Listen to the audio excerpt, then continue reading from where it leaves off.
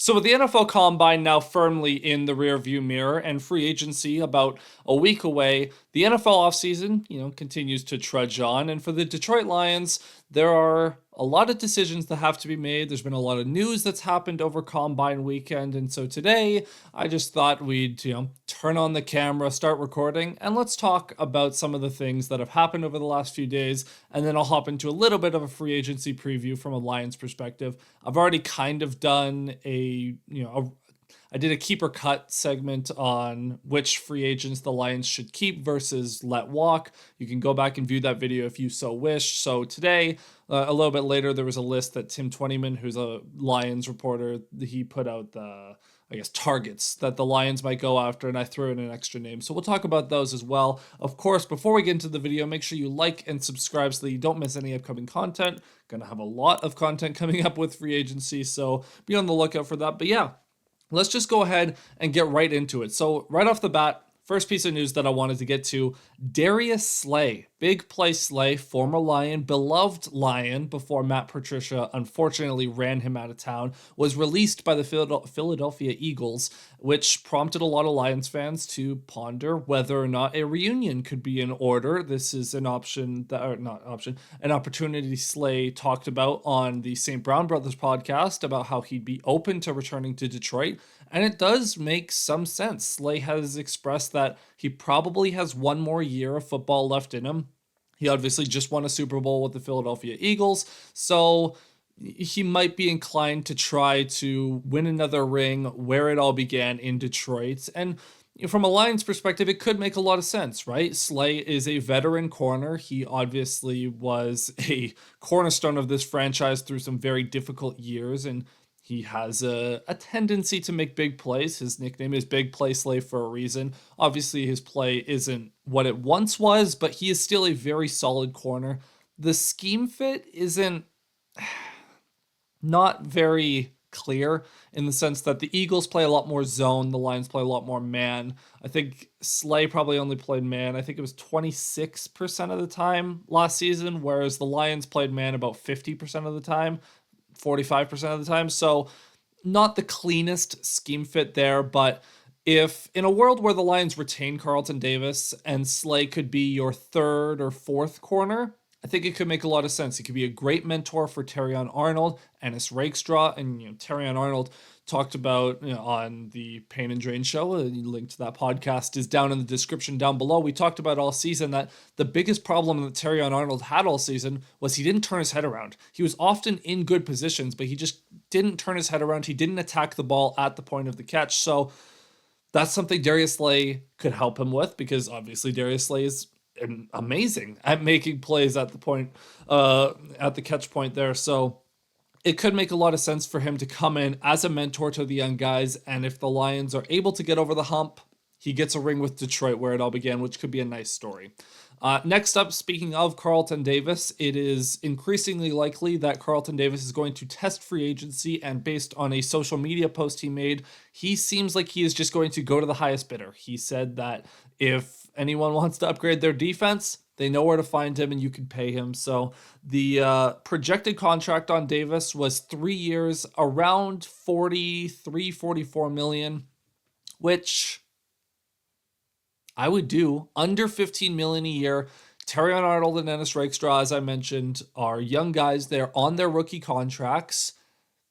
It could make a lot of sense to bring Davis back on a 3-year deal. In 3 years, Terrion and Rakestraw would both need extensions. You presumably give them extensions if they pan out, and then those two are your starting corners at that point. But for now, Carlton Davis, he was very good last season, especially from week 9 on before fracturing his jaw. I'd be willing to pay up for him. If the fit is there, the schematic fit is there, he was very good last season.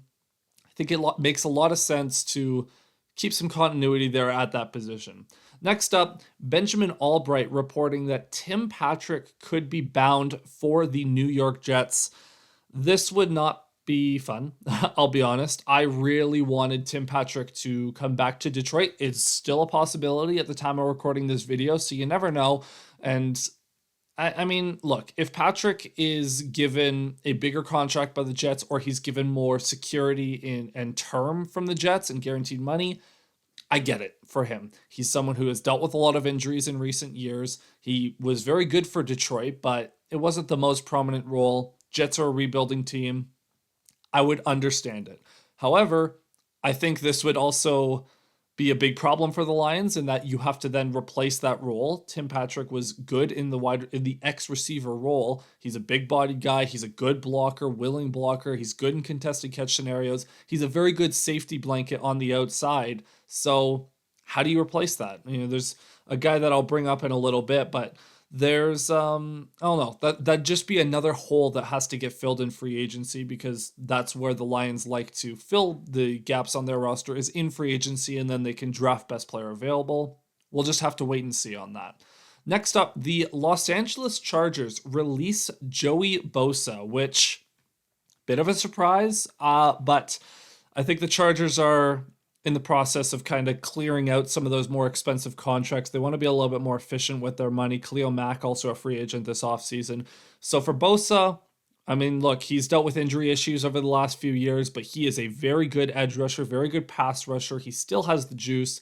I think he's probably going to the Niners, which is unfortunate, because if you look at the Niners' schedule next year, it is very soft.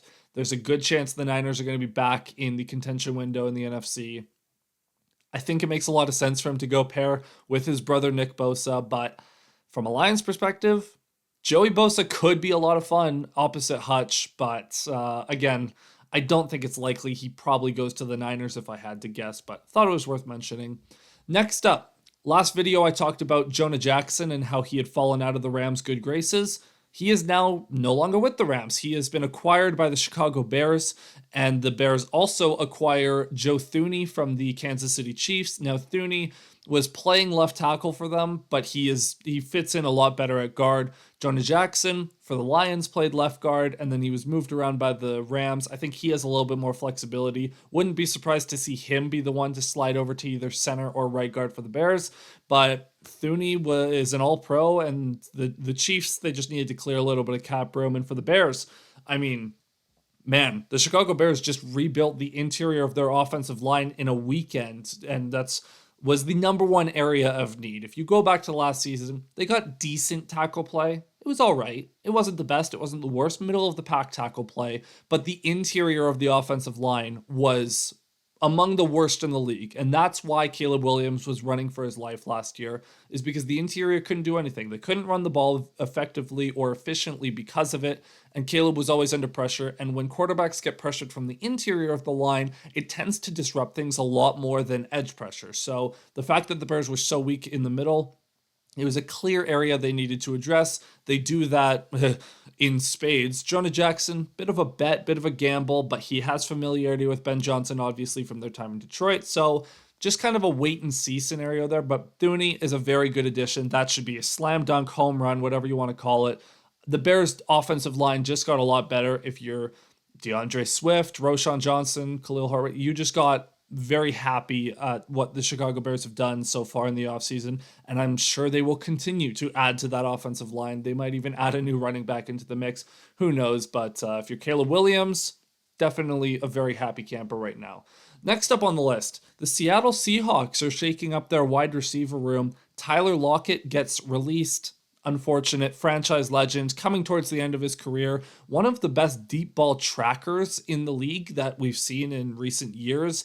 I don't think I've ever seen someone that is so good at adjusting their body to a deep shot to be able to make some truly crazy catches down the field. Very good player. Someone will take a swing on him for the final years of his career, but unfortunate that his time in Seattle came to an end. And then DK Metcalf has requested a trade, and the Seahawks seem like they're going to honor it. Now, DK Metcalf, everyone knows he's just absolutely massive. He's 6'4", like 220 some pounds, runs like a 4.4 flat, 4.3 flat. Like, he's super fast in a straight line. Maybe not the most agile guy, but he's huge. He's got all of the physical attributes you could possibly want, and he has a pretty decent track record of production. Now, That being said, for someone who is as big as him, you expect him to be a contested catch monster.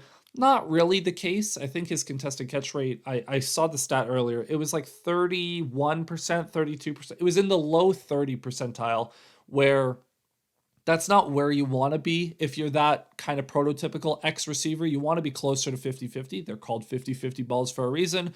But I mean, Metcalf, again, physical phenom. Someone is going to take a swing here. There are a few, now, like, I don't know the teams that are interested off the top of my head, but if I'm speculating on who I think could take a swing at this, the Los Angeles Chargers make a ton of sense. They're looking for kind of that wide receiver one, maybe not one, but like Lad McConkey will probably be their top target, but they need a big bodied guy on the outside because Lad's a slot guy. Could make a lot of sense there. Quentin Johnston just hasn't worked out so far in his career. Obviously, he has the drop issues and just isn't quite as physical as a DK Metcalf might be. Another team could be the New England Patriots. The Patriots have been hunting for that wide receiver one to pair with Drake May. I know that they reached out to the Eagles about AJ Brown to see if he might be available. That'd be a team to watch as well, the Patriots. I also wonder if like the Packers could maybe be interested in that because Green Bay, they were talking about how they need to get a wide receiver one. Actually, if you guys will recall, I don't know if you saw this, but Josh Jacobs talked about the fact that the Packers need a wide receiver one. And Dontavian Wicks, of all people, was mocking it and like claiming that the Packers are fine at wide receiver when he was like one of the most, like had the highest drop rate in the league, one of the higher drop rates in the league. So that was really funny. The Packers, I think, could also be players for Metcalf. It would make a lot of sense, get Jordan Love a new target, and then Jaden Reed can play more of a slot role. Christian Watson doesn't have as much on his shoulders on the outside. Oh no, those are just three teams off the top of my head. So next up, as I mentioned, Tim Twentyman, a reporter for the Detroit Lions, he put out a list of his top 10 free agent targets going into next week. This list is purely external guys. This does not include anyone that is currently in the Lions organization that they can re-sign. So I'll bring up those potential in-house guys that they could keep if as we go through it. So number one on the list, this is one of the top free agents available, period. Milton Williams, defensive tackle for the Philadelphia Eagles. Absolutely just dominant playoffs and Super Bowl for the entire Eagles D-line, but Milton Williams was at the center of it. If you're looking for a disruptive force on the interior in free agency, he's probably the top guy, which means he'll probably price himself out of Detroit because Detroit doesn't really go big game hunting in free agency. Number two on his list, Khalil Mack. Mentioned him briefly earlier with Joey Bosa. Older edge guy. He might have some juice. Back in the day, he would have been a fantastic addition. This would be along the lines more of a Marcus Davenport role where you're probably giving him a 1-year prove-it deal. Prove you could stay healthy. Prove you still have some juice, and we'll see what happens. Number three on his list was Brandon Sheriff, Jacksonville guard. He has played every game in the last 3 seasons, and last season he had over 1,000 snaps without giving up a single sack. So if Kevin Zeitler does not return, if the team moves on from Graham Glasgow, could make sense to bring Sheriff in and maybe pair with Christian Mahogany, maybe mentor Christian Mahogany in some capacity. I don't know. Number 4, Deo Odeyingbo. I'm so sorry if I butchered that name. Another edge player. He's, I believe, only 25. This would be the Marcus Davenport physical profile, a bigger body edge that maybe doesn't have the most, the deepest pass rush package in terms of variety of moves, but has a good bull rush, sets the edge well, is good against the run. Could make sense in that capacity as well. Next up on the list was Darius Slay. I already talked about Slay earlier, so you could just rewind to see those thoughts. 6th, Sebastian Joseph Day. Kind of that depth interior defensive lineman. Not the flashiest guy, not going to give you the most production, but in a world where Levi Onwuzurike does not return, that could be a rotational player. Azeez Ojulari is 7th. He was brought up during the season when James Houston was falling out of favor with the Lions. Eventually he got released. He's that similar prototype, right? Smaller edge guy that is profiles a lot more as a pure pass rusher. Not the greatest against the run, not really a coverage guy. Could kind of fill some of those Sam roles that Derek Barnes does, but definitely more of a pure pass rusher. Number 8 on the list was Josh Palmer, a semi-big wide receiver. I think he's 6'1", 220 or thereabouts. So not the tallest in the world, but he does have some of the, he's a bit stronger. He could fill some of the X role that the Lions are looking for. Maybe not in the prototypical way, but when have the Lions ever been one to conform to stereotypes? So he's only 25, could make a lot of sense there if Tim Patrick is indeed on the way out. Number 9 on the list was Javon Kinlaw, another rotational defensive lineman. He had a good year with the Jets. He was originally a first-round pick of the 49ers. Again, if Levi doesn't return, that's kind of that replacement for an interior pass-rushing defensive lineman that can move around a little bit on the interior. I will say Sebastian Joseph Day is definitely more of a nose tackle, like can play nose tackle more than Kinlaw could, but something to keep an eye on. Number 10 on his list was Talanoa Hufanga, safety. He was an All-Pro in 2022. I believe he tore his ACL last year, so this would was it last year? Or was it I'd have to check that, but this would fill a box if Fatu Melifonwu did not come back, looking for that more versatile safety role. Brian Branch and Kirby Joseph are your starters. There's no question about that, but Hufanga could definitely fill that third safety that can kind of do a little bit of everything if that's what the Lions are looking for. Could be a fit there. And then the last guy, this wasn't on 20 Min's list, but I added this one. I think Detroit Lions fan page who on Twitter was the first one that I saw who flagged this, but Tershawn Wharton, he was with the Chiefs last year, is another guy to look at if Onwuzurike does not come back. Just kind of that interior pass rushing presence that, I don't know, just a little bit more twitch on the interior, does something different than Aleem McNeil does. So that could be an option as well. So with that being said, I think that's going to be it for this video. A bit of a weird video for me. I don't really do one takers all that often, but I thought I'd try something new. Just turn on the camera, start yapping. I had some notes down on my phone. So, if I stuttered or said a little bit too much in this video, I'm sorry. I know normally I edit this out, but if you like this style of video where it's more so me just rambling, it's more podcasty, if that makes sense, just let me know what your thoughts are down in the comments below. Subscribe, like I said at the start of this video. Make sure you like and subscribe so you don't miss any upcoming content. I'm going to have videos after any Lions signings, whether they are internal guys being brought back, external guys being brought in. I'm going to have videos going up over the next week and a half to recap all of that. So make sure you subscribe down below to keep up with all of that. And aside from that, have a good rest of your day, and I'll see you guys in the next video. Cheers.